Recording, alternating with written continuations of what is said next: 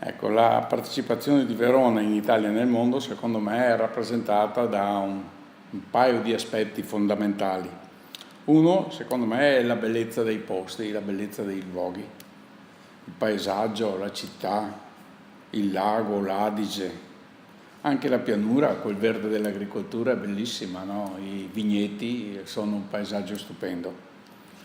L'altro è la cultura, che viene dalla storia, dall'arte. È la Verona romana, la Verona medievale, la Verona del Rinascimento.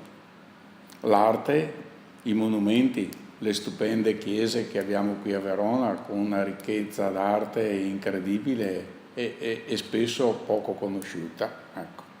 Ma poi, che so, la biblioteca capitolare e poi la pittura, la scultura. Pensi che abbiamo la statua di Can Grande a Castelvecchio, che è la più bella scultura del 300. Ecco, tanto per dirne una. Le vestigia romane, che sono un po' dappertutto, le abbiamo anche qui sotto vicino alla banca. Poi le tarsie di Fra Giovanni da Verona, le chiese che ci sono, San Zeno, la cattedrale, Sant'Anastasia, Santa Maria in Organo. Ecco. Ma Verona non è neanche poco nell'economia, perché in Italia ha una sua importanza, sono diffuse le medie aziende, è una finanza, un centro finanziario di un certo rilievo, col Banco Popolare, la Fondazione Cari Verona, l'assicurazione cattolica. E in modo particolare Verona è eccellente per un settore nell'agroalimentare che è il vino. Ecco, il vino di Verona, il famoso Amarone, è conosciuto in tutto il mondo ed è un ambasciatore di Verona nel mondo.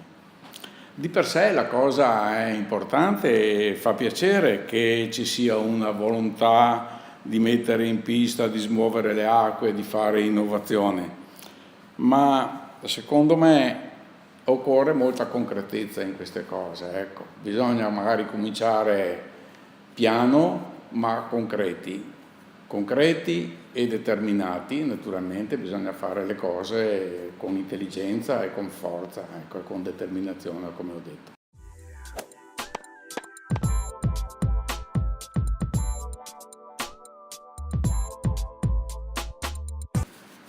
Guarda, qui bisogna intendersi cosa significa innovazione in senso lato, perché spesso si intende innovazione inventare qualcosa, no?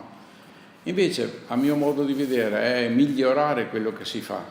Certo, è innovazione anche quando si inventano delle cose nuove, per carità, non mica è stata innovazione quando hanno inventato la penicillina, giusto? Però la vera e propria innovazione, quella che si fa tutti i giorni, è quella di migliorare, di agire con costanza, di essere sempre sul pezzo, di fare il meglio di quello che si sta facendo con determinazione e con intelligenza. Questa è la vera innovazione, continuare a migliorare. Allora, Verona cosa fa? Fa innovazione?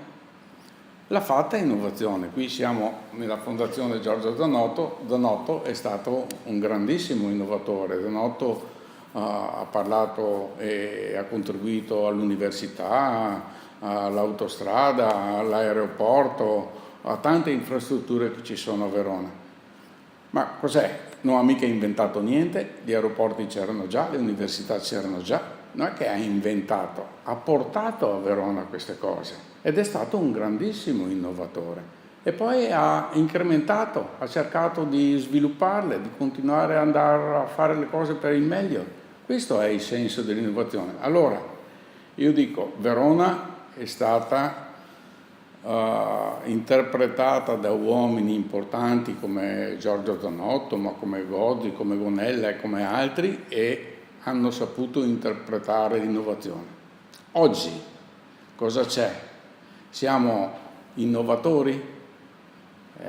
Spetta a me dirlo questo, ovviamente. Forse dobbiamo darci una mossa.